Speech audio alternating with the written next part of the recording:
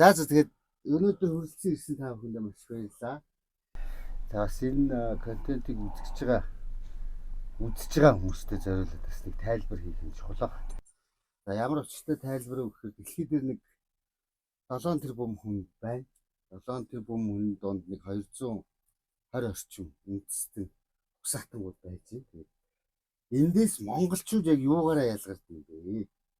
Бидний өв соёл боломжлол гэж яг юу юм бэ гэдэг сэдвээр ярилцахаар та бүхнийгээ дуудсан. Тэгээд урилгыг хүлээн авч хүрэлцэн ирсэнд баярлж байна. За тэгээ манайхан эхнээсээ өөрсдөө танилцуулаад явцгаач. Манай үзэгчд бол бас мэдэхгүй юм. За танаас эхлэе. За би намайг бол алтан бац. Энэ болгоны өшрөндөө юм байна. Би энэ замаар яваад 20 жил. За намайг даваасан боо гэдэг. За одоо улаач хинээрээ илүү бах. Зүг бах. Тэгээд энэ буугийн зур ороод нэг 30 жил болж байна. Намайг бол 40 жил хүмүүсийн бодоо хажууд нь гэдэг нэрийг мэдэх. Яг алгаахгүй ноёрхдаг адилхан буугийн замлаар одоо яваа. За намайг Зөрх Баатар гэдэг. Тэгээд нэг одоо буугийн замлаар удаагүй залуу хүн байна. Улаач. Намайг Дөл гэдэг. Одоо энэ бүрээд үндэсний улаач болтно. Манайс л энэ буугийн дайлагч гонооц замурд ороод 10 жилийг бас үзэж байгаа. Улаач юм байна. За намайг Игмар Сүрэн гэдэг. За би буугийн замналд ороод 13 дахь жил дээр орж ирж байна. Яасан бэ?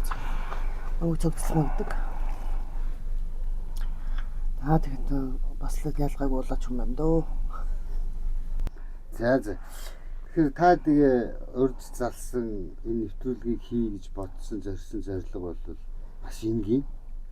За тэгэхээр бид нөгөө энэ өв соёл, энэ уламжлалыг, энэ бөө мөрөглийг энэ төрийг эзэж шүтлэх энэ том философи тийм. Энийг сонирхож байгаа маш олон хүмүүс байна. Маш олон залуучууд байна. За тэд нэр яг сонирхох гэхээр яг миний л харж байгаа юм шүү. Яг сонирхоод энэ талаар судлаад мэдчихье гэсэн чин сэтгэл байвчиг яг нөгөө бидний өнөөдрийн ярих гэж байгаа сэдвээр яригдахгүй хойш тавигдаад тийм. Тэгээд ер нь л нэг тиймтэй үл ойлголцсон байдалтай байгаад байна. Бидний яригдчихж байгаа сэдвүүд бол ерөөсөө амархан. Яг л бидний уламжлал залуучуудын энгийн одоо энэ талаар мэдэхгүй байгаа хүмүүс анхны ойлголт өгөх ийм учиртай контент юм байна. Энэ маань улам илүү өргөжөөд улам илүү олон хүмүүс ороод бүгд үзэл санаа энэ дээрээ хоорондоо нэгдэлтэй байгаасаа гэдэг энэ контентыг эхлүүлж байгаа шүү. За тэгээд миний урд та бидний урд одоо 20 асуулт байна. 20 асуулт бий. Тэгээ эндээс бүгд нэг суглаад асуултандаа өөрийнхөө үзэж байгаа, бодож байгаа, санаж байгаа, сэтгэж байгаагаар хариулаад за тэр хариулсан хариултыг бусад маань юу гэж бодож байна. Дээр нь нэмэх дутуу орхитуулсан юм байвал нэмж яриад тэгээд үндсэндээ олонхын саналаар тэр асуултын за яг энэ бол муу юм аа гэдэг тэр ингээд хаагаад дуусгах юм байна. За танаас эхлэе да. Ахуд настай. За 13 дугаартай асуулт. За би танд 13 дугаартай асуултыг уншиж өгье. Буддын шашин орж ирэхэд бөө мөргөл устдах ёстой байсан уу гэдэг асуулт. Ер нь бол одоо энэ бөө мөргөлөө хон эд цэцгэлтэй үед л монголчууд дэлхийд байлдан дагууд мандаж цэцгэлж явсан.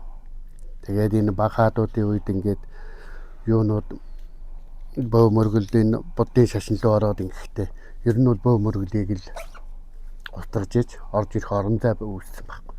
Тэгэхээр ер нь бол тэр орон зайг л бий болгохын тулд улс төрийн шалтгаантайгаар устгах гэж янз бүрээр үтсэн. Тэрнээс хойш бол 400 жил бол монголчууд бөө мөргөлөө авч үлдэх гэж тэмцсэн боловч ер нь бол энэ төв халахын нутаг эсгээ аваа номонод өөр монгол эдраар бол ерөөсөө байхгүй болсон. Тийм дээрээс ч одоо энэ сэргэж байгаа энэ төв алхын юунуудад уламжлалт нь бол алдагдaltaй ингэж улс төрийн шалтгаантай юм болсон. Тэгээд энэ үлдсэн газрууд нь бол одоо энэ бүрээд богийн юунууд энэ дарахтын хотгороод жоох үлдсэн. Энэ юураагаар 90-д он гараад энэ сайхан цэцгэлж хөгжиж байна. Тийм түүнээс биш ер нь бол энэ бол улс төрийн шалтгаантай л устгаж яасан. Түүнээс биш ямар нэг ард түмний санаа сэтгэлүүд энд бол байхгүй.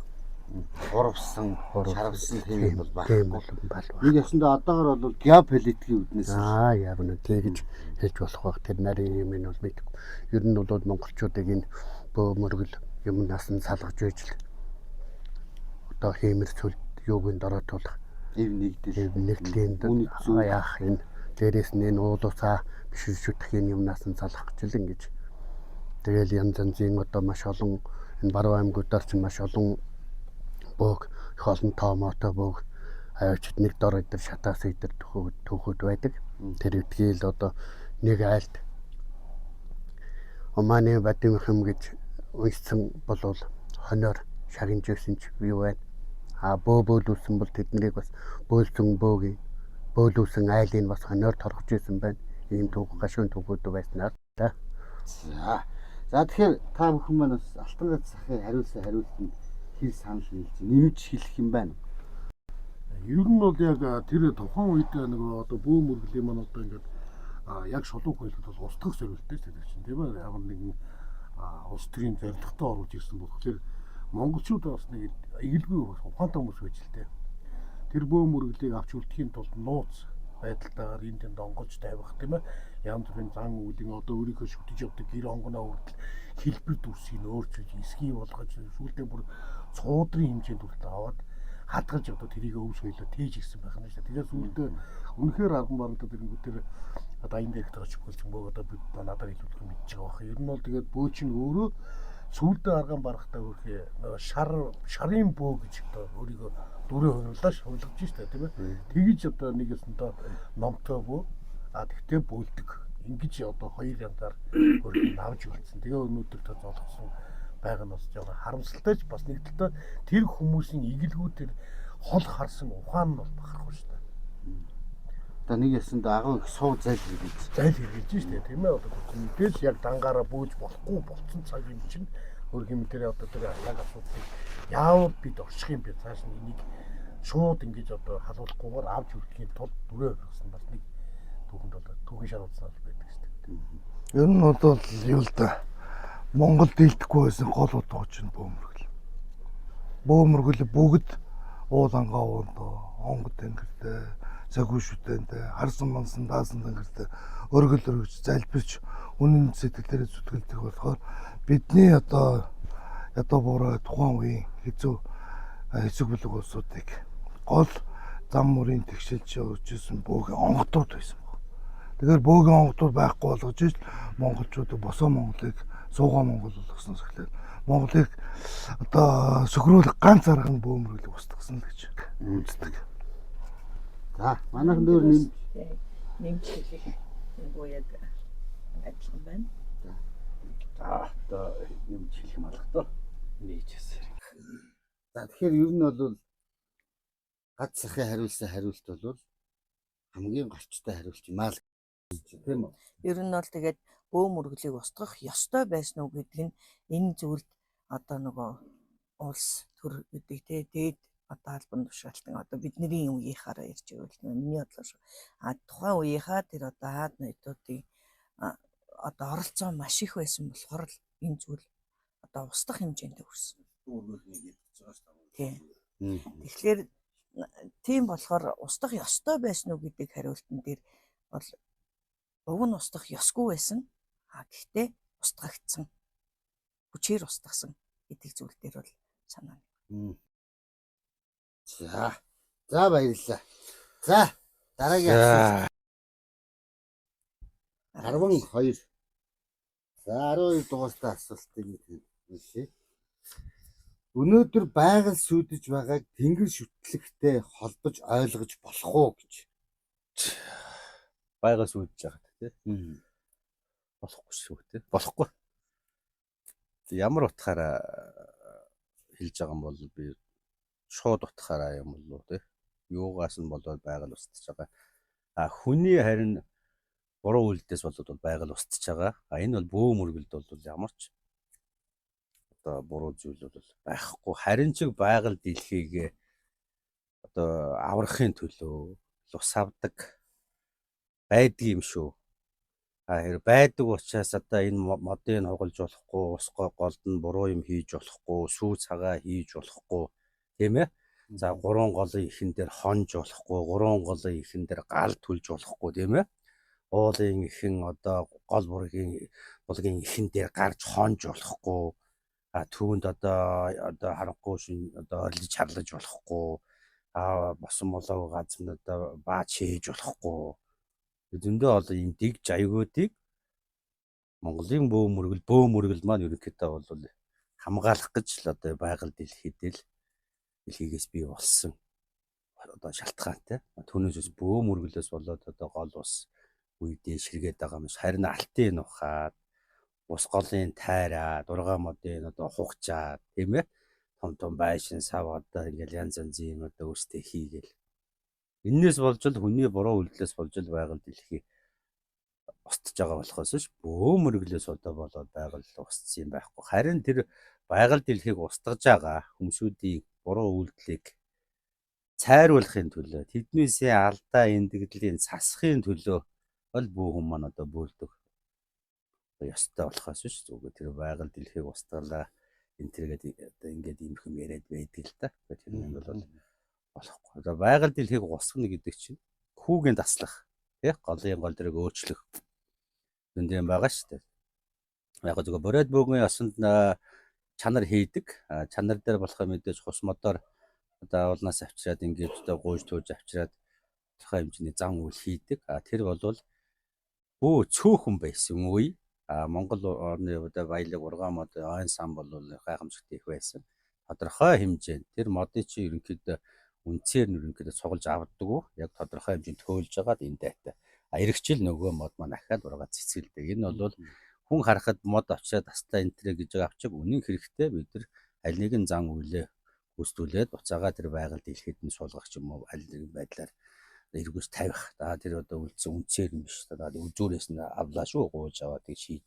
Энийг болохоор бас өмсөдөөс буруугаар боддог юм байл л те. Тэгээ уул модонд очиод яг хог мог хайлаа. Тэгэл энэ бага хадаг андэр модноос зүйлээ энтергээд байгаа. Энэ үйлдэл чинь дандаа бөөнөр хийгээд байгаа юм биш шүү дээ. Бөөнөр очиод тэр модыг одоо амин боогол хадаггүй ялдаг гэдэг аахгүй шүү дээ. Аль нэгэн ёс зүгээ мэдхгүй ёс заншлаа мэдхгүй хүмүүсүүд л одоо хүний үгэнд ороод тий тэр бодос юм хадам зүгээр ингэрхэл тэр хүмүүсүүдийн мэр сэр үйл ажиллагаа л бөөнрийг л одоо буруугаар харагдуулах, буруугаар ойлгуулах. Бөө хүн осон сүү хийгээд зогсож ирснийг би бол өстой мэдэхгүй юм байна.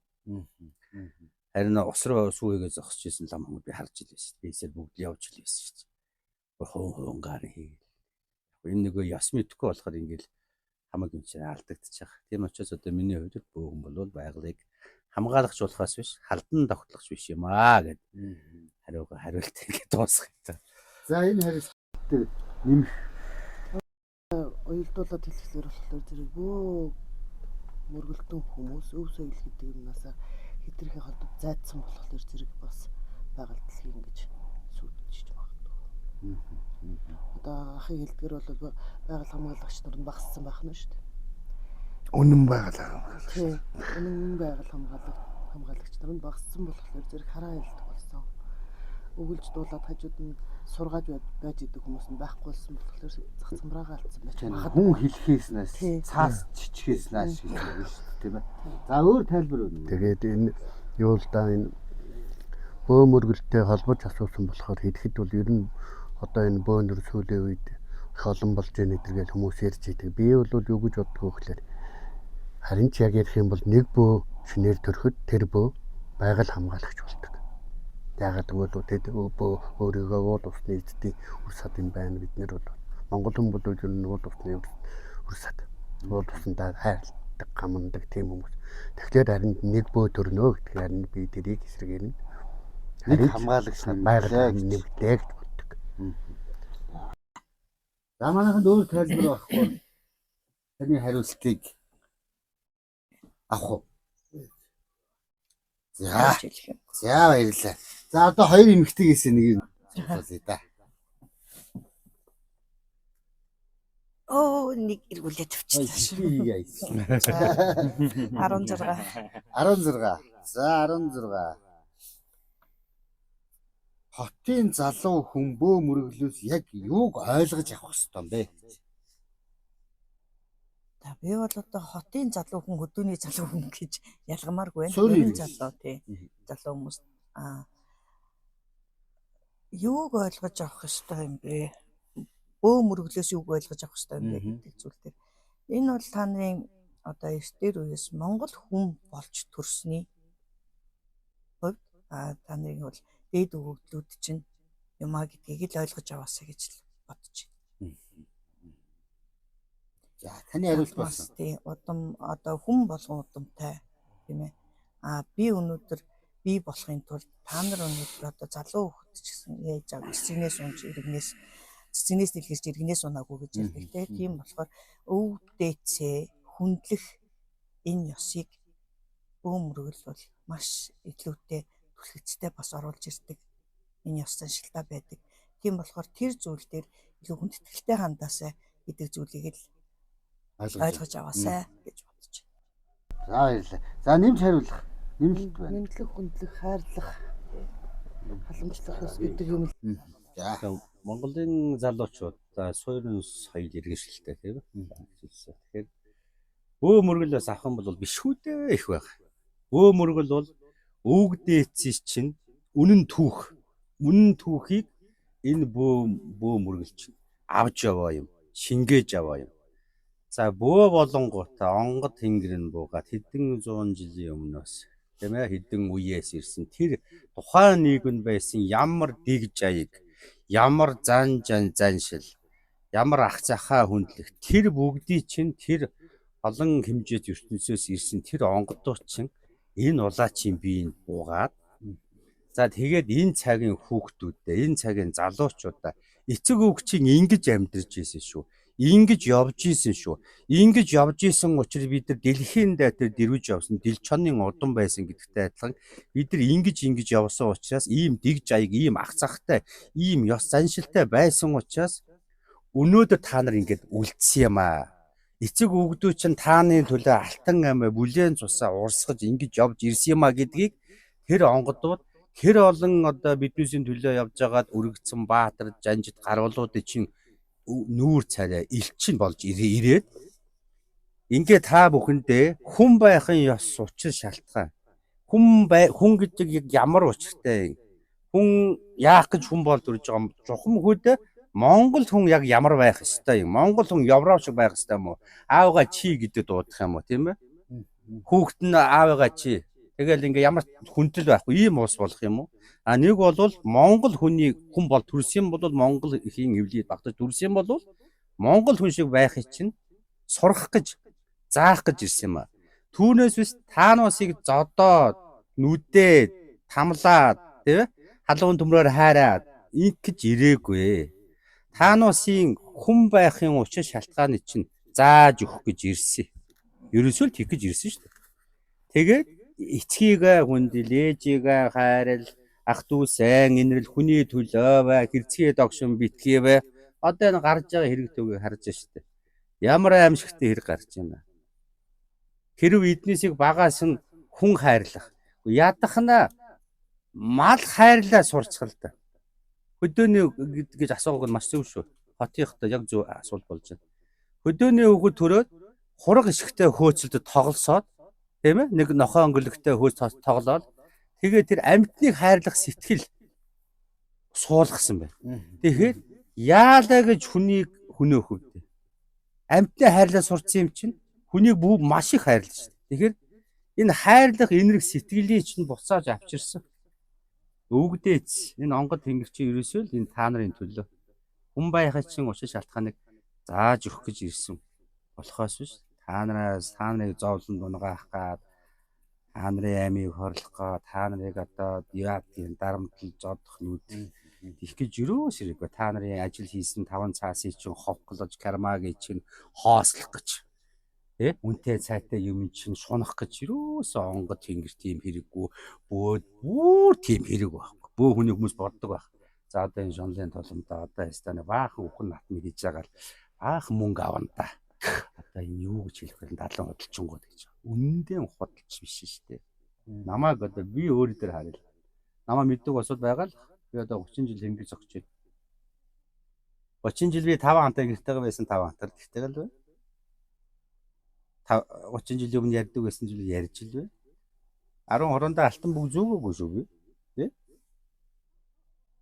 Эдийн шунлыг дарж чадсан хүн хүний төлөө явдаг. Эдийн шунлыг дарж чадаагүй хүний төлөө явдаггүй маа. Тийм учраас одоо бөө мөргөлөө маань залуучхан зүгээр сайхан ойлгоорой. Хоошид хүн байгаараа, ижи аваа хайрлаарай, ах дүүгээ хайрлаарай, үр хүүхдээ хайрлаарай.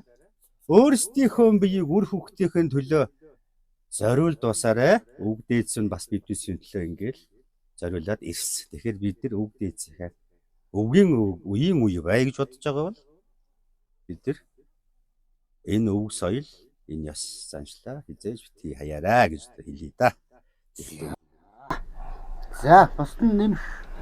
Доо ер нь сайхан бүгдээ сайхан таал. За тэгвэл энэ хариулт бол хамгийн олчтой зүйлтэй хариулт юм аа гэж үзэж тийм ээ. За хариулт. За бид энэ хавчаал 19 гэлээ. За 19 дугаар асуулт. Итгэхгүй байж хүндэтгэн гэдэг бодиттой боломж байгаа юу гэж. Тийм боломж байхгүй шүү дээ. Итгэхгүй байж хэн нэг зорих ямар шаардлага байна. Итгүүлж байгаа юм шиг бас худлаач жүжиглээд ах шаардлага байна. Тийм ээ. Хэнийг яахын тулд юу хэлэх гэж яаж очиж байгаас бүхэн шалтгаална.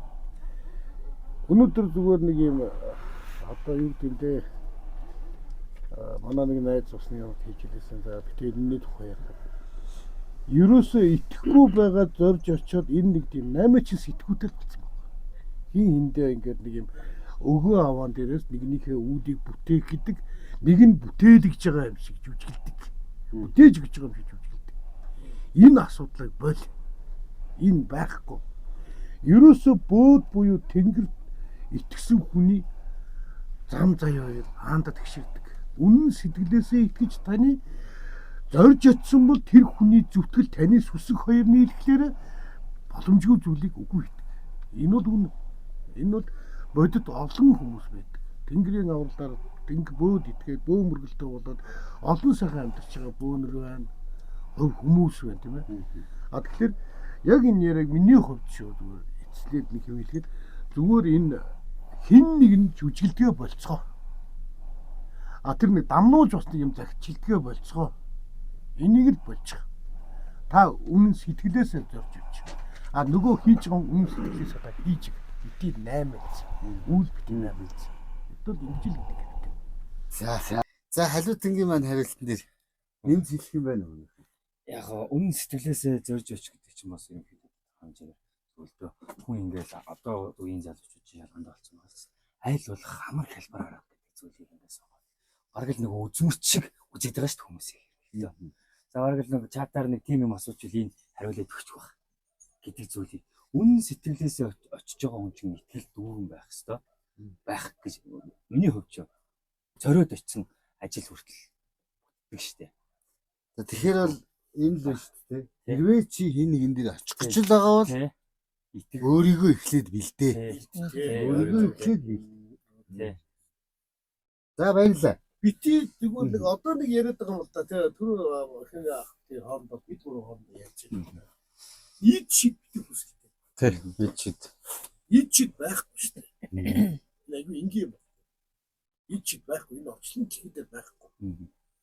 Харин таны итгэл үнэмшил байгаа. Та тэр хүнийг зорж очиод үнэн сэтгэлээсээ ярилцаад ясан бол танд тэр хамгийн хүргэж болох боломжтой итгэлтэй үг буюу тэр нэг юмыг л бөөхөн хийж өгч чаддаг. Бөөхөн маш том энерги бол. Яг тийм одоо бөөхөн ид чидтэй гэвэл тэр баг тэрний орно овцтой.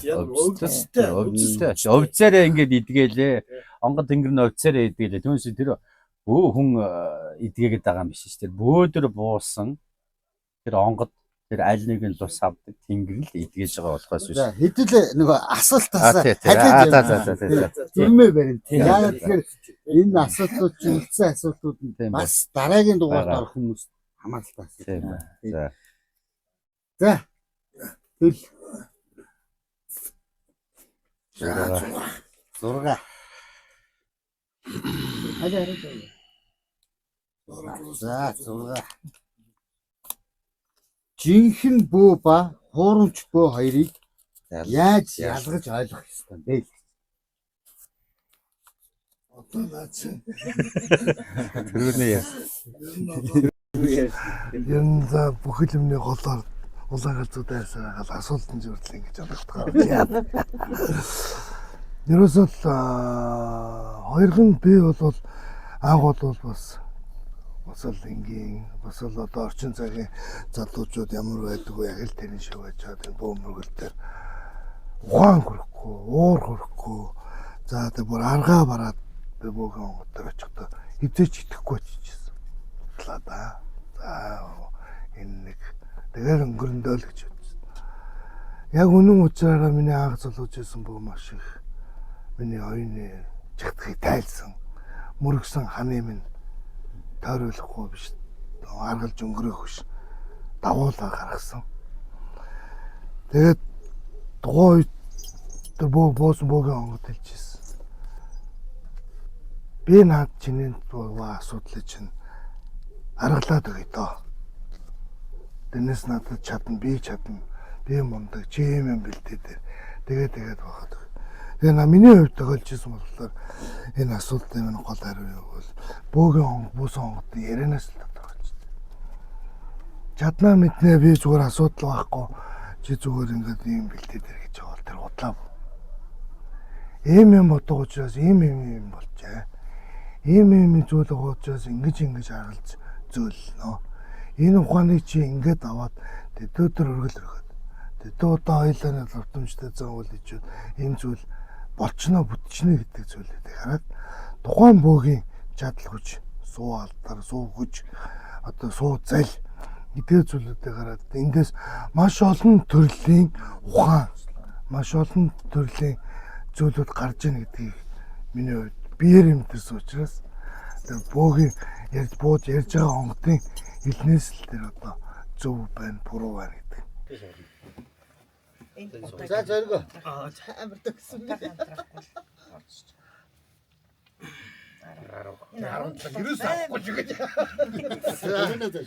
За 10 дугаар асуулт. За. Их хаан тэнгэр шүтдэг байсан нь төрийг удирдахад яаж нөлөөлсөн бэ гэж. Их хаан Одоо төрийг нэр нь удирдах ихэд хэцүү да. тий. Одоо их хаан төрийг удирдахын тулд тэнгэр шүтдэг нь ямар нөлөөлтөй вэ гэдэг асуулт ирлээ тийм ээ. Миний хувьд бол ерөнхийдөө байсан тийм. өөрөө тэнгэр мөргөл бөө мөргөлтөн хүн байсан болохоор тэр нь бусдыг дагуулж оюун санаагаараа нөлөөлж тодорхой хэмжээнд миний л бодол ч тий. Тодорхой хэмжээгээр арга ухаан эвэгдэж даатгагдж авдаг байсан юм болов уу гэж би хөвдөө бодож байгаа. Зоригийн минь харилцааг нэмж хариулах юм байна. За Чингис хаан мөнх тэнгэр шүтснээр одоо энэ төр улсад одоо ямар талаараа нөлөөсөн бэ? Талаар нэг талаараа нөлөөсөн бэ? Тэгэхээр Чингис хаан Тэмүүжнээс Чингис хаанд өргөмжлөгдөөд Бурхан алдуу за хайрханд ингэж өчсөн өчл байна л та. Энийг бол хэн сонсоогүй л гэж л одоо урс амтын ярьдаг. Гэхдээ ямар ч энэ бол тэгээд түүхэнд одоо үгдээ эзээс ярьдаг. Донгор тэнгэрээ бас хэлээд нэг ингэж хэлж ийсэн гэж нэг дөрөв мөртийн би хэлж өгье. Хамаг олны хүчээр хаан эзэн эс болов би. Харсан тэнгэрийн хүчээр хаан эзэн болов. Эрхэс долны хүчээр би эзэн хаан эс болов би. Эзэн тэнгэрийн хүслээр эзэн хаан болов би гэж ингэж хэлсэн байна л да. Тэгэхээр яхахгүй Чингис хааныг Тэмүүжин байгуулж наснаас нь Чингис хаанд өргөмжлөхөд нь үнэхээр тэр харсан тэнгэр үнэхээр эзэн тэнгэр бол бас болсон юм байна. Тийм учраас аль нэгэн төрлийн асуудал гарахад тэв тэнгэр бөөгөө бөөлүүлж өөрөө одоо тэнгэртэйгээ бас харилцаж ингэж одоо аль нэгэн зөв шийдлийг одоо олж авч ирсэн байгаа. Мэдээж хэрэг 9 өрлөг төшмөд жанжуудаагаа хэлэлцсэн байна. Түүнээс гадна энэ 9 өрлөг жанжинтай хэлэлцсэн хэлэлцээг бас зөв үү буруу юу гэдгийг мөн хөх тэнгэрээс өөрөө асууж мэдээ. Тэгжээж тэрний одоо үндсэн дээрээс дараагийн одоо улс орн руу дайдах уу, давшилах уу, хэлэлцэх уу, яах уу гэдгийг өөр өөртөө одоо ингэж эзлээд өөр өөртөө баттгаад ингэж явсан байна. За олон төмний одоо өмнө бол одоо тэв тэнгэр зарим маань Чингис хааны бүү бүгдийн өмнө одоо бууж одоо энэ тэнгэр ингэж хиллээ, урчин тэнгэр тэгж хиллээ гэдэг тэнгэрийн одоо бүх одоо хэлсэн хариултыг ард түмний одоо нүдэн дээр бол илтээр харуулаад ихгүй хэрв Чингис хаан ганцаараа тэнгэртэйгээ ярьдаг гэвэл энэ хүн одоо биднээсийг одоо ганцаараа удирдах гэдэг байна гэдэг тийм хар сэтгэл төрүүлэхгүй учраас энэ тэв тэнгэр гэдэг агуу шийдтбөө энэ тэнгэрийн хэлийг дамжуулсан учраас эцэг хаан чарахгүй шүтэж байна. Тэгэхээр хаан эзэн шүтж байгаа учраас шүтсэн учраас бид бүгдээрээ дагаараа одоо мөнх тэнгэртэй мөрөх ёстой байна гэхээр тэнгэр гэдэг маань өвгдөө эцсийн хаанаас дээшээ хэдэн үетэй хэдэн 100 мянган жилийн оюун санаагаар санааны ертөнц гэж байна. Одоо энийг болохоор ард бас ойлгох байх гэдэг. Эцэг өвгд маань мөнх тэнгэрээ мөргөөд мөргөн дуудаад ирсэн учраас тэр оюун санааны ертөнцтэй холбогддог байсан учраас одоо энэ төрийн үйлд одоо хааны одоо хувьд болохоор маш их чухал байсан байна. Тийм учраас бол тэнгэр гэдэг маань оюун санааны ертөнц юм аа. Тийм учраас төрийн гэрэгт бол мэхэрийн одоо хаан эзэнд маань хүч өгж ийсэн гэдэг би одоо хэлж болж байна. Өөрийн зүгээс шүү дээ. Өөр нэмж хариулах. Өнчин хүүгийн өргөл мөргөл нэгцээд өчөл барьсан суу залыг мөнх тэнгэрийн хүчинтөр бүгд нэгдэх яа гэж.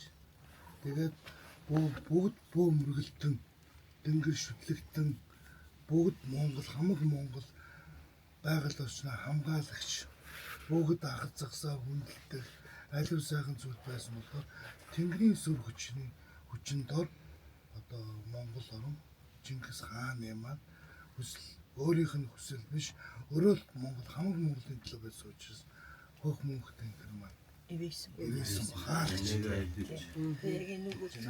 Тэнгэрийг дагахсад манднаас өрөсөд мөхнө гэдэг бас тийм байгаа шүү дээ. Тэгэхээр мөнх хөх тэнгэр гэдэг маань эцэг өвгдөө хүндлэх, өв соёлоо хүндлэх, ард олноо хүндлэх агуу том одоо философи юм уу? Хүндлэл хайр философи юм аа гэж ойлгож байна. Тэгээ бас одоо тэнгэртэй одоо бид нэр ингээд шүтлэг гэж ярьж байгаа. Тэгээд тийм болохоор тэнгэр шүтлэг маань хинд илүү хариуг өгч юм бэ? Ивэж байна вэ гэдэг маань бусдын төлөө байгаа. Тэгээ одоо Чингис хааны үед бол одоо тархаа бутархаа олуулаа нийт толон толгойтой байсан энэ зүйлийг нэгтгэх яа. Нэгтгэснээр ардаа ямар сайхан үйл болсон бэ гэвэл Чингис хаан одоо их улсыг нэгтгэснээр ард олны зоо тэнгэр амьдарч ирсэн. Тэгээ ард олныхоо төлөө хийж байгаа болохоор тэнгэрийн тэтгэлэг гэдэг юм маань илүүтэй ирсэн болов гэж бодож байна. Одоо цагт бол одоо нөгөө бие биш бид төвтэй байя гэдэг байна. Тэр үед Чингис хаан агуун том философик өөрөө гаргаж аль ирсэн. Одоо Чингис хаан зөвхөн намайг хаан болгож өгөөч биш хамаг Монгол улсыг нэгтгэх үүлэнд минь одоо мөнх тэнгэрээсээ одоо хүсэл хуйлтаа хийсэн байна. Тийм. Бултаараа баян бай, бултаараа жаргалтай шодроо нэг зүйлийг шүтээ. Зүйлээс одоо бид нэг нь цол болж ирсэн учраас тийм хүчтэй байсан. Тиймээс дэлхийд их тайвныг тогтоохын төлөө тэмцээд мянганы суудхан болчиход байна тийм үү? За баярлалаа. За сүүлийн асуултыг бага.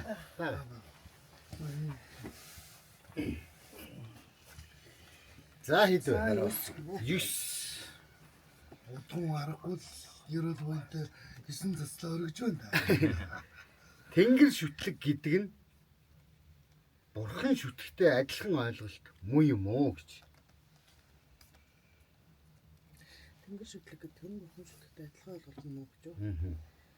За тэнгэр шүтлэг гэдэг маань болохоор зэрэг бурхан шүтгэхээс өөр ах гэж боддог би. Яг өөр юм бэ гэхэлэр зэрэг ямар нэгэн хүний гараар бүтсэн юм уу? Эдийг дахиж шүтдэггүй. Нэгдүгээр тэгж боддог. Хоёрдугаар тэгэхээр зэрэг тэнгэр шүтлэг маань өөртөө бидэнд ахуй амьдралд маань өвлөгдөд ирсэн. Тэнгэртэй гаргаад цааныхаа дэжиг өргөж өгдөг. Тэ? За тэгэнгүүт ямар нэгэн бурхан тахилын урд хүн очихдоо зулаагаа харуулж доошоо сүгүрж идэг. Тэнгэр биднийг мөрөг сөгд гээгүй. Тэнгэр биднийг ямар ч золбоотой байл гэсэн. Би бол ингэж боддог. Тэгэхээр зэрэг өрөөсгөл байна. Хэн нэгний ямар сүлдэг дороотуулж тойгоороо бөхрөөд толгоогоо гудалах гэж тэнгэр хэлэхгүй. Тэнгэрлэг үнүүдийгээд хар нуруугаа цэхвэлэг гэж хэлсэн баг гэж боддог. Миний ойлголт бол энэ л та. За баярлалаа. За яг асуулангууд шууд урдаас нь биш гэж шууд нэг тэгчүүлэх гоё. Бас нөгөө шийдэмгий те. Ерөнхийдөө далигаад эхлэв яа. За нэмж хариулах. Би хэлээ. За Тэнгэр шүтлэг бурхан шүтгэхтэй. Шүтэх шүтгэн хүний өөрийн эрхийн асуудал. Монголчууд бол мөнх тэнгэр шүтлэгтэй. Шүтсээр ирсэн хойштоо шүтсээр байх ч болно. Хамгийн гол нь яаж шүтэх вэ гэдэг аргачлалаа л ойлгохгүй байгаа юм болов уу гэж би ойлгохтой. Тэ? Ямар тэнгэрт юу гуух вэ? Ямар тэнгэрт юу өргөх вэ? Тэ? Ямар тэнгэрт нь хэдийдэн дахлаг хийх вэ? Ямар тэнгэрт нь одоо ураа дуудлага хамлах сэлтийг одоо яаж хийх вэ? Тэ? Гэтэ тэнгэр шүтлэг бол бүүнэртэй ч холбоотой, Монголын ард түмэнтэй холбоотой. Ерөөсөө тэнгэр шүтлэг маа тэнгэрээ шүтэж ирсэн. Тийм учраас дээд зүгдүүд минь тэнгэрээ шүтсээр ирсэн, удган зайрангууд минь тэнгэрээ шүтсээр ирсэн, ард түмэн минь тэнгэрээ шүтэж ирсэн. Аянга сахилгаан захад хүн тэгдэг шүү дээ. Тэнгэр өршөө. Тэнгэр өршөө гэх. Одоо хүн гээд найт иддэг шүү дээ. Одоо манайх бол бурхан өршөө гэдэг шүү дээ. Би шарын шашин орж ирсэнээс хойш тэгж тийм л болсон шүү дээ. Тэгвэл тэрнээс өмнө тэнгэр өршөө гэдэг. Угандаа л одсон. За одоо галын бурхан гэж яриад байгаа шүү дээ. Шарын шашин орж ирсэнээс хойш л галын бурхан байсан гэж хэлээд байгаа шүү дээ. Тэгвэл шарын шашин орж ирэхээс өмнө галын сахиус байсан байна. Тэгэхээр сахиус. Тэгэхээр бурхан гэдэг зүйл маань би бол бурханыг бол одоо яг ямар өөрөө нөгөө бурхантай уулзах болохоор мэдэхгүй байна л да би. Би өөрөө бурхантай уулзаагүй шүү дээ, мэдэхгүй. Би мэдэхгүй юмаа мэдэхгүй л гэд хэлчихээ. Уулзсан бол хамаалаа. Би онгодтой уулзсан. Тэнгэрийн онгодтой бол. Тэгээд зурстаа уулзсан уу? Уулзсан. Савтатаа уулзсан уу? Уулзсан. Би уулзсан зүйлээ би тэгж хэлнэ. Уулзаагүй зүйлээ би бол өстой үндэ мэдэхгүй. За зүгээр ард түмэн маань шарын шашинг бол монголчууд маань маш өөрсдөө цагаан цайлган сэтгэлтэй үнэхээр шүтлэгтэй учраас энэ харийн шашин юм шүү. Энэ манайх биш юм шүү гэж хизээж хажиглаж хүлээж аваагүй. Яг л мөнх тэнгэрийн шүттэйгээтэй адилхан л шарын шашиныг бурхан шүтнийг шүтсээр ирсэн. Тэр хүн хов хүн бурханыг өөрөө юу гэж ойлгоод шүтэж байгааг нь би мэдэхгүй. Тэр хүн хов хүний эрхийн асуудал. Түүнээс би хүмүүсүүдийг та нар бурхан битгий шүтээрээ бурхан модлаа гэж би хэлээгүй шүү дээ. Тэгм би өөрийнхөө л үүднээс л одоо хэлсэн учраас энэ дээр битгий ард түмэн буруугаар ойлгоорой гэж. За би дараа. за Ер нь бол монголчууд ингэсэн байна. Ер нь бол мөнх тэнгэрт мөргөнө гэдэг зан үйл гэдэг тийм үү? Гэтэл тэр зан үйл маань яад юм бэ гэхлээр одоо манай залуучууд гэсэн уул аван дээр очиод яадаг вүлээ? Монгол хүнд өгсөн нүүр баг.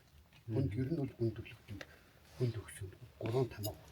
Тэрний нэг нь бол би бол алтан гац. Тийм ээ Содомжин багийн алтан гац. Ингээд нэрээ хэл. А нөгөө нэг том нь бол миний нүүр.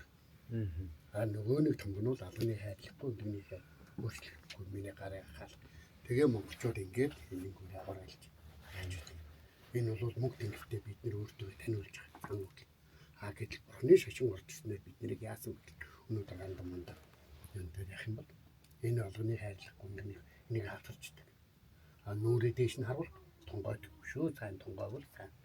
Тийм үү? Тэгээд өөрийн нэрийг хэлдэг. А ингээд 400 жил явхад бол Монгол энэ мороотон дараа тахыг дээдэг үзсэн. Монголчуудад мөргөн гэж тийм мөг тэнгэртэй мөргөн гэж байгаа юм тонгойдгүй байдаг. Монголчуудыг батаалтан гэдэг учир нь ерөөсөө энэ.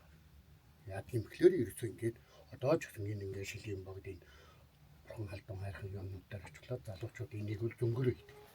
А гандан тэр залуучууд ирэх хэрэгнүүдээ бурхан шашин юм мөнгөтөл ингээд явж идэв. Гэтэл яг уруудан дараацсан юм наан бол нүрээ доош нь харуул та ингэлээ тэгээд маань үз. Тэгэхээр бидний өвөг дэцлүүд бидний олж харахгүй. Тэр нь чи яг ярих юм бол 90-ад онгаараад энэ бөөмөргөл үүсч юу ийснээс одоо дахин цэргэн мэдсэнээс хойш бол хүмүүс ер нь амьд тавхны хүүдээ болж байгаа юм бол энэ мөргөл үлдснээс тэнгэр тех мөргснөөс болсон л гэж би боддог. Тэнгэр шүтг нь өөрөө бас удаг юм л та. Тэ? Амжилтлах сэтгэлгүй байхгүй. Тэнгэр өөрөө хязгаарлалт. Дээрээс нь тэнгэр бүгдийн үнэн сүсэж мөргөж чадсан хүн ивэл та тэнгэртэй тэрслэх юм бол яг түүнийхээ л хариуг авна. Тэгэхээр шүтлэгнээсээ та урвал юу болох вэ гэдэг танаас нь шалтгаална. Та үнэн ч байж чадах юм байна. Энэ бөөтөө шууд холбоотой шүү дээ. Та тэнгэр залуулаад босоод тэнгэрийн шүтлээд тэнгэрт мөргөж эхэлсэн бол тэр шүтлэгтэй л үнэн ч бай.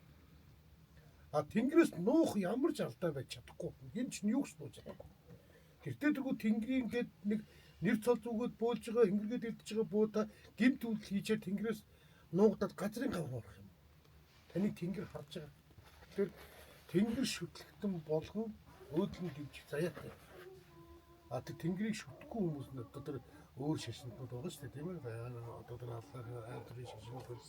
Тэр Монгол хүн бүрийг эвдэрсэн энэ мөнх тэнгэрийн шүтлэг бол бидний хамгийн дээд ариун шүтэн юм аа. Би бас нэг юм хэлчихье. За бид нэр одоо ингэж өнөрийн дунд яригддаг бас нэг зүйл байгаа шүү дээ. Монгол гэдэг бол хий биетэй хийсгэлэн дүртэй юм аа гэж яригддаг тийм ээ. А гисэн хідэж одоо сая тайлээ би бурхан болж хараагүй. Тэгвэл зан үйлээрээч вэ? А бидний одоо энэ тэнгэр шүтлгэрээч вэ? Өнөөдөр амтай биен дээр хуйга тэ одоо өөрсдийнхөө зүйлийг одоо идэл хэрэглээ зүгээд амтай бие эргэж амтыг оруулж байгаа. Энэ бол хий би хийсгэлэн дүртэй ч гэсэн тэнгэр шүтлэг маань амтай байна. Бөөмөргөлд амтай байна. Та өнөөдөр бурхны өмнө очиж сухад бурхан өдөөс чи хараа юм ярьсан юм. Тэ. Тэгэхээр бид нэр юуг дахин шүтэх вэ гэдэг дээрээсээ амьгүй юмыг за би одоо энэ шашин бурхан шүтэж байгаа хүмүүс. Амьгүй юмаа та нар шүтээд л байна. Танд яг зөв билгээрээ юм уу хэлсэн үг байна уу? А гэтэл та нар өнөөдөр бид нэр бөөмөргөлд дээр очиод ямар ч сайхан хүмүүс таны аргыг олох зөв явах. Бүхэл зүйлийг чинь нүдэн дээр чинь харуулж байгаа чихэнд чинь сонсгоод хэлээд өгч байгаа. Энэ үн сургаалууд нь бол бодтой байна. Би зөндөө олон бурхандаар орчлоо гэж байж тээ. Нэгээс над руу инээсэн бүгд ихэд миний ээж над руу инээжсэн. Тэгээд тийм л олсоо. Тэгэхээр тэнгэр шүтлгээ бид нэр амьлуулж яваа хүмүүс. Бусдын дунд. За ингэж өнөөдрийн урилгыг авч хүрэлцэн ирээд энэ цаасны ард ямар асуулт байгааг мэдэхгүйгээр өөрөөсөө өнцгөр хариулсан хариулт нь энд сууж байгаа бүх хүмүүсийн таалалд одоо санал бодолд нийцээд тийм ээ. Одоо нэг ясандаа мухарлаа шүү дээ. Одоо энд сууж байгаа бид хэдийн үед л мухарлаа. Бидний хөшиг нөхдийн тэгэхээр энэ контентыг үзэж байгаа үзэгчид бас өөрсдөө оюун бодолд бодоод санал нийлж гин үү нийлэхгүй байна уу гэдгээ бас сэтгэл хэсэгт үлдээх бах. Тэгээд ямар ч урилгыг хүлээн авч хүрэлцэн ирсэн та бүхэндээ баярлалаа.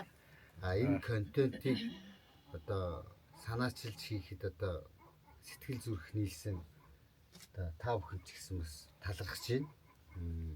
Санаачлаад анх яриад энэ санааг одоо ажил хэрэг болгож одоо баярлж байна. Тэгээд энэ контентер бол альва нэгэн хүний хувийн орон зай шашин шүтлэг гэдэг юм буруу шааж үгүйсэх гэсэнгүү.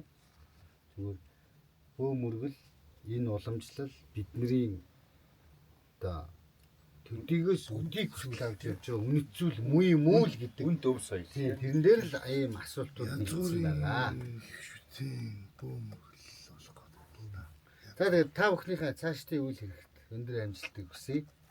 За тэгээд бас контентыг маань тухлан сууж үзсэн үзэгчдтэй ч гэсэн баярлалаа. Тэгээд 13 асуулт үлдсэн. Энэ асуултанд хариулахад одоо хинч вэ? Нээлттэй байна. Тэгээд баярлалаа та бүхэнд. За.